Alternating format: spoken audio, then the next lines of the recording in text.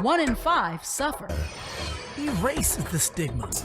Brain difference is not a crime.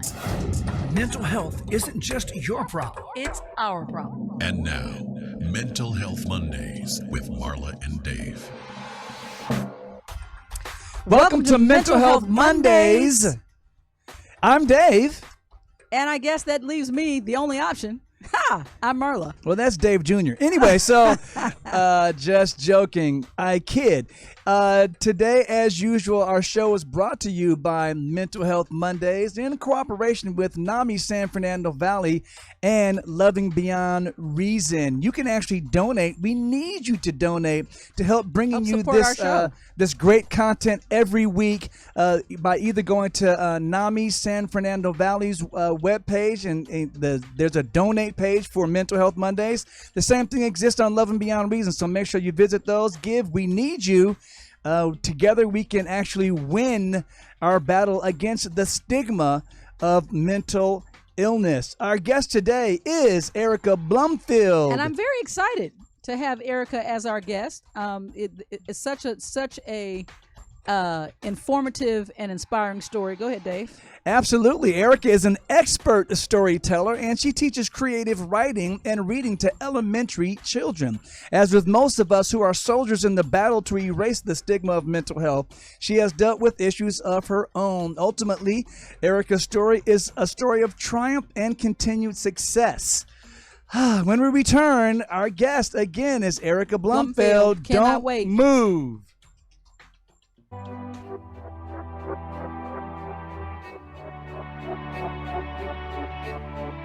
Help someone who is struggling by supporting the National Alliance on Mental Illness and be a part of the NAMI effect. Hope starts with you. Hey guys, listen up. Learn something. Erica, we want to officially welcome you to Mental Health Mondays. Thank you. I'm so happy to be here with y'all. We are glad to have you, Erica. So you have one of those stories that we are actually familiar with some of the aspects of your story, but why don't you tell us how your story began and when you first realized that you were dealing with what we like to call here A on brain difference. Mental Health Mondays, a brain difference versus a sickness or anything else like that. But while all those things may be true, just to help kind of deal with some of that stigma that we were talking about, we like to refer to it as a brain difference. So when did you first realize that you had a brain difference? Well, everything in my life had been going pretty okay. I was, I went to college and I lived in New York and had been working, but then, you guys, I can't see you. Oh, you can't? No. Oh, it goes back and forth. So right now you're on a single shot because we're featuring you. There we are. We're always still here, but sometimes for the show, we kind of, when you're talking, we kind of make you the focus. Oh, okay. All good. We're still here. All right. So yeah. Is there any way I can look at you or no? Sorry. Oh, sure. Tony, yeah, we just Okay, okay. It's so weird looking at myself. It's all good. It's all good. Okay. Yeah, so and then when I was around 26, 27, I broke from reality and I started thinking that my life was like a 24-hour live stream. But for me, it was an unraveling. Erica, can I just stop you for one quick second because I don't want this to slip away? Was there some type of incident for you? Was there a stress? Was there a relationship that didn't work? Was it something that you could now identify looking back as a trigger? Yeah, I think that at that time of my life, I was not getting enough sleep. I was in a rock band and I don't drink anymore. And at the time I was drinking and I didn't know I had bipolar. So I wasn't on any medication. And so my lifestyle, and I was in a stressful relationship with somebody with a lot of ups and downs. It's kind of like, so it was an unraveling. Right. Yeah. And then I couldn't keep a job because my behavior was so erratic. I'd have like long bouts of depression, Right. or I'd really elevated. And so I didn't have money and I got evicted, and then it kind of spiraled from there. Now, at this time, you said that you had gone to school, but you were living in New York. Were you in New York when you had this break? Yes, I had moved to New York to go to college, and then I stayed there, and I was 26 and started to get really. So now I would assume that experiencing homelessness in New York is markedly different than experiencing homelessness like someplace like Los Angeles or Florida. Or maybe I could be wrong. Well, what happened was I flew out here when I was in a manic state, which honestly was a blessing. Yeah, absolutely. Because California has a lot of wonderful social services to help people. We need more, but I think compared to other places, there was a lot. So that was what helped me here, because I didn't have anyone. And so now, when you say you didn't have anyone, are you saying that you had no when you came out here in sort of that elevated manic state, did you leave your family members behind in New York?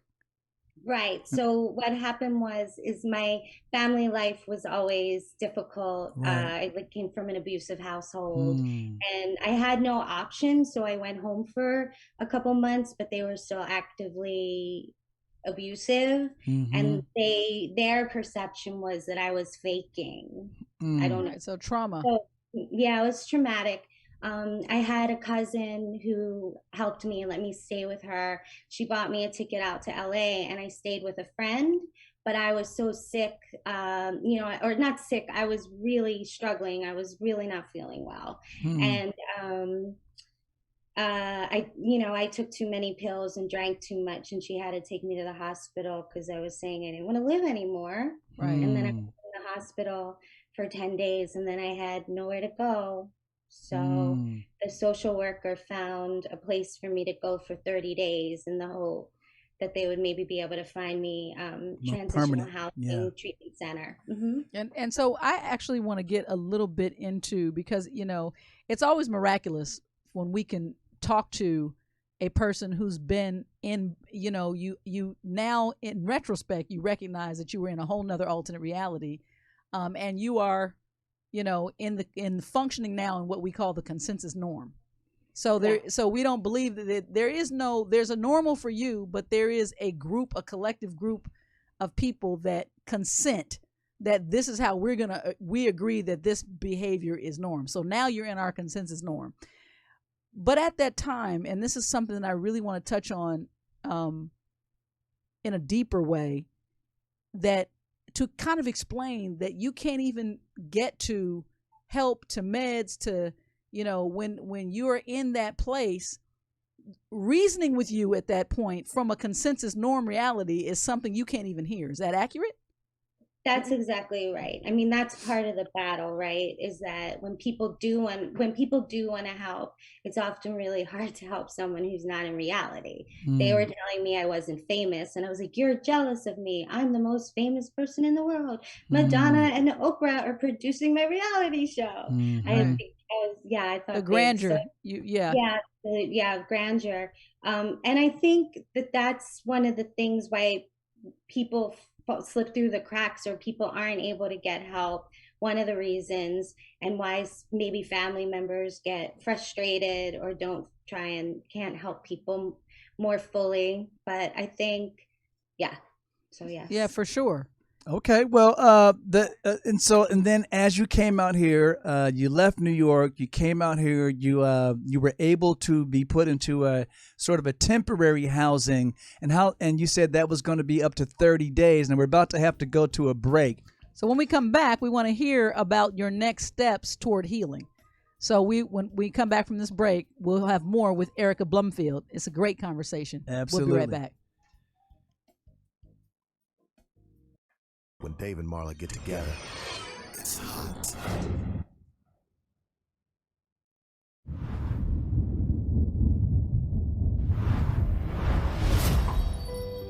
You may not realize it, but these words, often used to describe someone with a mental health condition, can be very harmful. In a country where 1 in 5 people are affected by a mental health condition, it's time for all of us to step up and change the conversation. Just because someone's struggle isn't obvious on the outside doesn't mean they aren't hurting on the inside.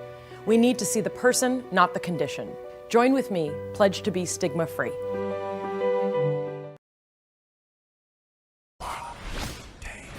It's time for the Mental Health Minute with Marla and Dave. All right, this month we're going to present the key findings of the Mental Health State of America, which is a report that mentalhealthamerica.gov puts out annually. Here's what the data shows. Youth mental health is worsening. 9.7% of youth in the United States have severe major depression compared to 9.2% in last year's data. This rate was the highest among youth who identify as more than one race at 12.4%. Even before COVID-19, the prevalence of mental illness among adults was increasing. In 2017 through 2018, 90% of adults experienced a mental illness, and an increase of 1.5 million people over the last year's data. Suicidal ideation among adults is increasing. The percentage of adults in the U.S. who are experiencing serious thoughts of suicide increased 0.15% from 2016 through 2017, that year, to the 2017-18 year. An additional 460,000 people from last year's data set. That's an increase of 460,000. We're thankful to Mental Health America for this report, and we will continue to present the key findings throughout the month. It's our opinion that that collecting and understanding of up-to-date data and information about disparities faced by individuals with mental health problems is a tool for change. This message is brought to you by Love and Beyond Reason and NAMI San Fernando Valley.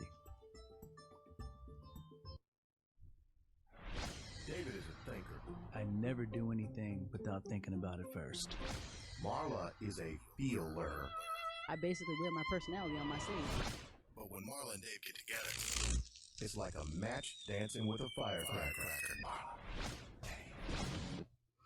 Okay, as we promised, we're back with Erica Blumfield. And right before we went to the break, Erica, you were beginning to tell us, I'll give a quick update, that you had experienced a break in New York, and in that state, you actually found yourself in a manic state, but coming to Los Angeles, where a friend actually was able to assist you in your next step of actually turning the corner to getting help for healing.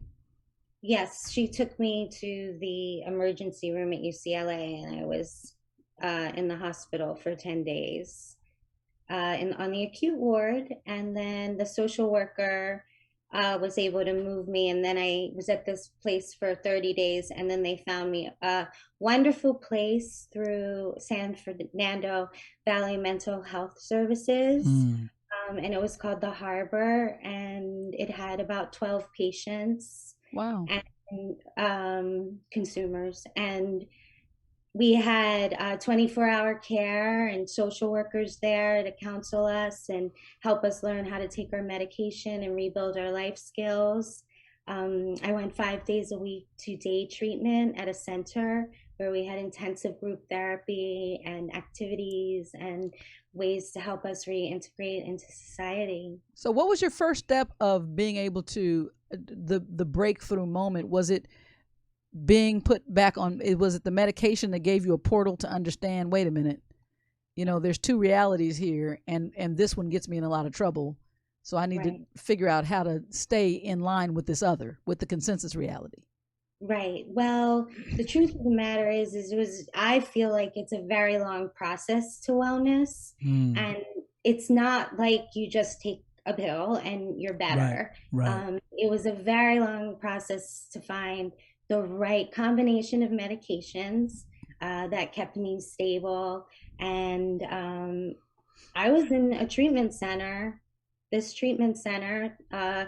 for 2 years. Wow. Yeah. Wow. And so then what was the transition away from this center into once again kind of steering your own ship and living on your own. Yeah, well, one of the amazing things about the program was I was given a Section 8 voucher, which really has kept me stable over the years. I believe that these programs that are set up, like maybe worst case scenario, someone starts at the hospital to like maybe whatever, worst case scenario, hospital into a care facility. And then afterwards, not just like, okay, go ahead, figure it out, we did it. But so the Section 8 was a real lifeline for me. When I work full time, I pay full price. If I'm maybe need to take a little break and work part time, my rent fluctuates. So that's been very helpful. It was difficult, to reacclimate. I had a lot of shame and fear, and I had damaged friendships, and I was isolated, and I didn't have family support. And I had a wonderful psychiatrist, which was really helpful. And he treated me for 16 years. I mean, wow. It was miraculous. It really was a miracle. He was on my treating team at UCLA. And then just crazily enough, he was the psychiatrist at the Harbor. Oh, wow. That was just a coincidence. A blessed coincidence. An orchestrated blessing. Absolutely. Well, and then I was like, it's part of the reality show. No, but then he's part of the cast. No. I'm glad that you brought up the titration process of making sure, because that's something that we have to remind people of. It's like you said, it's not just taking a quick fix, take a pill, and suddenly you're better. It's a whole process, learning to accept a new reality, really, that you're living with this brain difference. And kudos to you for staying on course consistently, and that's what a lot of people don't understand. I want to get to the point where you actually came in contact. Oh, Marla? No, I was going to say also just adding, and for you sharing the time expectation is also huge. That to be able to share the length of time that it actually takes to go through the combination of things and time to heal. Yeah, we speak. Sometimes it could seem like we're just kind of glossing over the fact that there is always hope, because there's always hope. There's always a path to a better life, depending on what brain difference that you're dealing with.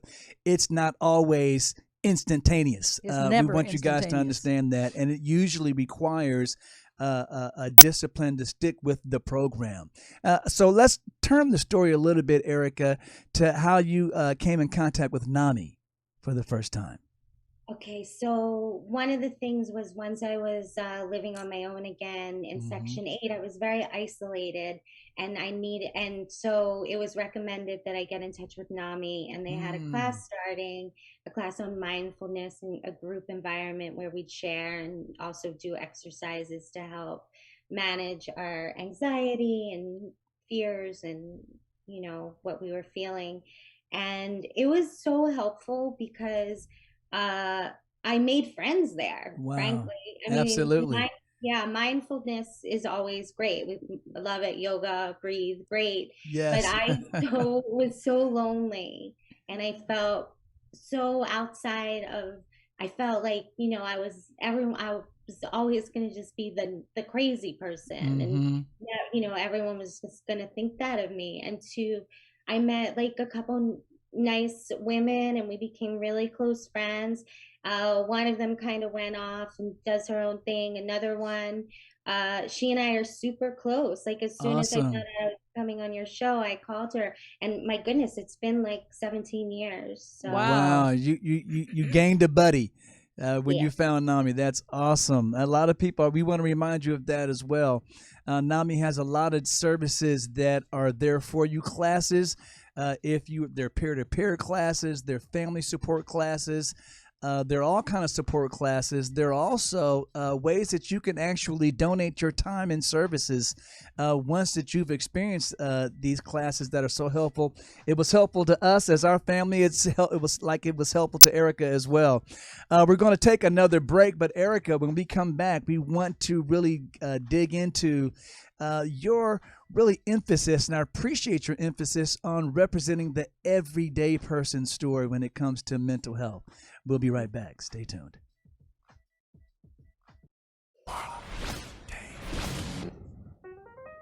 All right, the fun music lets you know it is poll time. Poll time. My neck hurts too bad to dance today. Sorry. So I have to okay, do like this. that was like a little a muted dance, sort of an inside. I'll dance like this. It's like how guys dance when they're in the club. They just kind of stay in here like, oh, yeah, I'm getting it. Anyway, so Marla, what was the poll question for last week? Last week we asked, what percentage of adults in the United States experience a serious mental illness in a given year? The options were A, 4%, B, 10%, or C, 16%. Erica, what do you think? I'm going to ask the question again. Yeah. What percentage of adults in the United States experience a serious mental illness in a given year? 4%, 10%, or 16%? Just take a guess.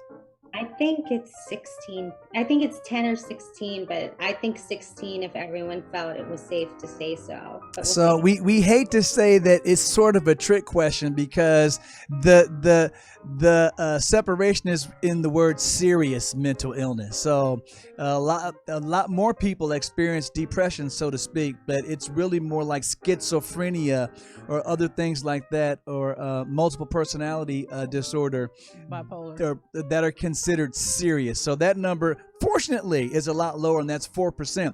The poll question for next week is, what is the most difficult mental illness to treat?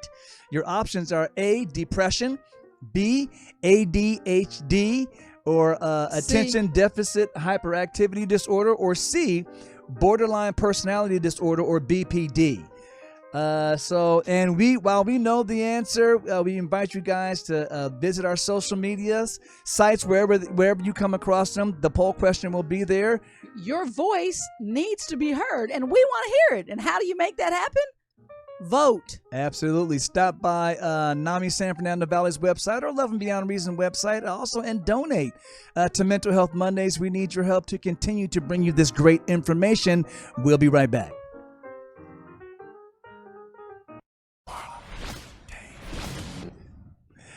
All right, Erica, we are back. And as promised, first of all, I want to give you just a lot of credit and to just really sing your praises for just a few seconds here, because you touched on the fact that part of dealing with the stigma of having a brain difference is the isolation that you feel. And a lot of times that's not always from the people around you. Sometimes you can just feel like, man, I don't fit in like everybody else. And over time, you start to isolate yourself.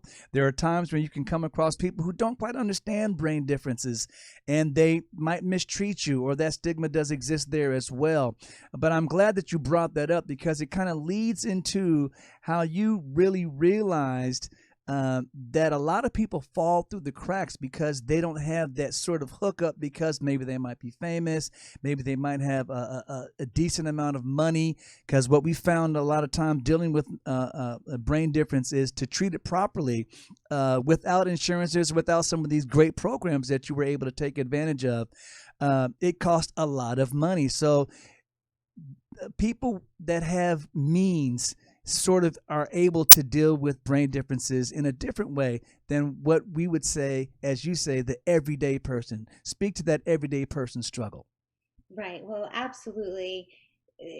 Mental health services are not accessible, even if you have health insurance. They are horrible. And our society needs to stop that and realize that it should be covered, and that families are struggling, and people who want to help their children or their sister or their brother, grown up, whatever, can't. They can't. Yeah. And I find that there's this, I mean, you have to and this is, so you have to just be able to pay out of pocket. And so I love that, for instance, celebrities or influencers who have a platform come out about having mental difference and struggles. But I'm not that person. Right. And maybe one day I will be a famous person. I don't know. But right now, and for 45 years, I haven't. And I feel like, for me, getting to a point where I finally felt safe enough and comfortable enough, and my meds were right enough that I wasn't I was so depressed, but I could finally get out of bed at least. So like volunteer at an organization where I tutored children, that was like a huge accomplishment for me, and it turned my life around. And I once had someone say to me, because I'm a writer and I'm a storyteller, and they said to me, well, the problem with your stories are like you haven't done anything like super great, like you don't run a nonprofit, you're not a CEO, you didn't become a brain surgeon. And I was like, well, but okay, but I'm a good person too. Exactly. Yeah. I mean, it's just, I think, also, I remember once I was passing someone who was sick and homeless and talking to themselves. And I said to the person, like, man, like, this just like, when is this going to stop? Like, when?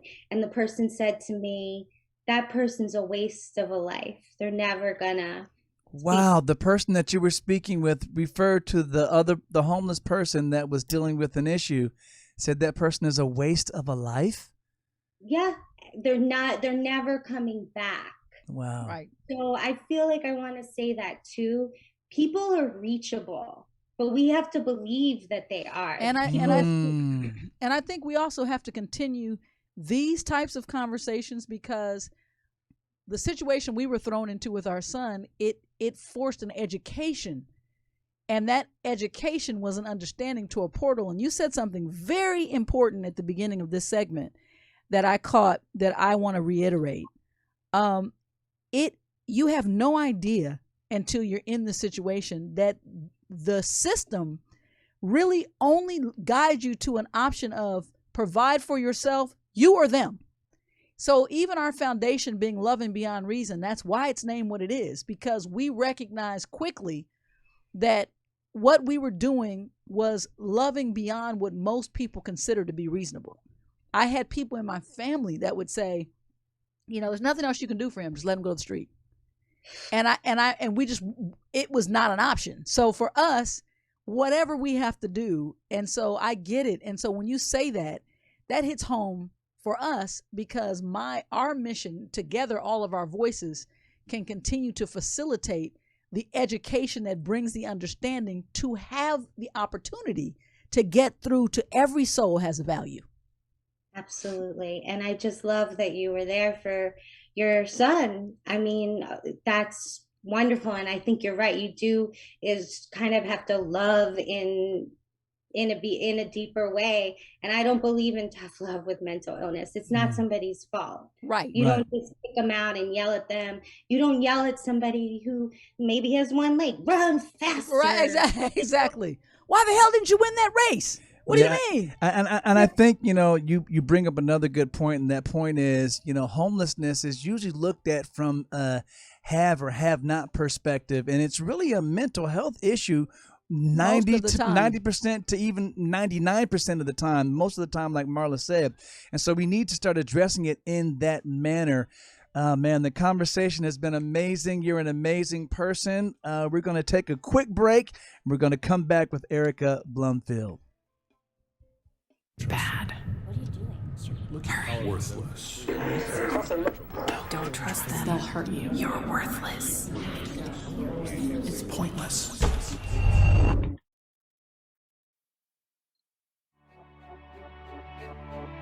When the pain of schizophrenia meets hope, everything can change. Help someone who is struggling by supporting the National Alliance on Mental Illness and be a part of the NAMI effect. Hope starts with you. It's raw, real, and unfiltered. Okay, we're back with the great and amazing Erica Blumfield, who has been kind enough and gracious enough to share her amazing story with us from as she's learned to deal with her brain difference, as we like to say on this show.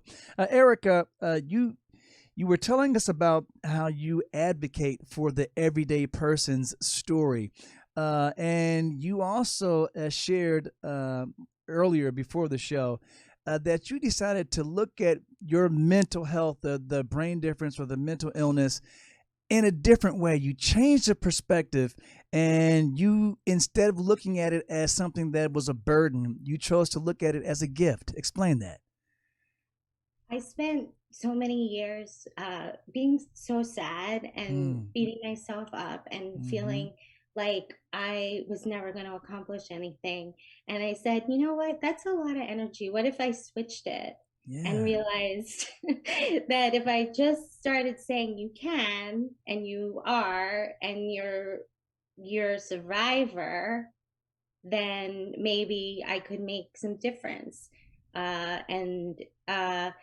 feel like I have I have my priorities in a way that I think I may not have. Like, I want to survive, I want to live, I want to thrive, I want to share my experience to help other people feel like that's a possibility. And I don't want to lie or hide. I still struggle. It's never over. It will be something that I manage for the rest of my life. But I feel like I feel like I've become a very empathetic person, and I've been able to let go of a lot of I don't feel disappointed. I feel very grateful for every single thing that I have. Awesome. Well, that thought is a great thought to end on today. We really appreciate you. You're a blessing. Thank you so much. I put this on because we part of what we do as well. This is our mental health. This is our loving beyond reason. But let them see the sign, because right now we just see your mouth. Well, It's a lovely. It says loving beyond reason, and so they open up. So you can always support mental health as well by going to Loving Beyond Reason and ordering your own custom mask. My mom sews each one. So just this nothing but love that we have going on here. Anything and everything we can do to continue the conversation, erase the stigma, and break the silence. Thank you for helping us with that today, Absolutely. Erica. And we hope to see you again right back here on Mental Health Mondays, and we'll keep up with you. All right. Take care. Stay well. Thank you. You as well. Bye, God Erica. bless you. Bye-bye. God bless you. See you guys next week.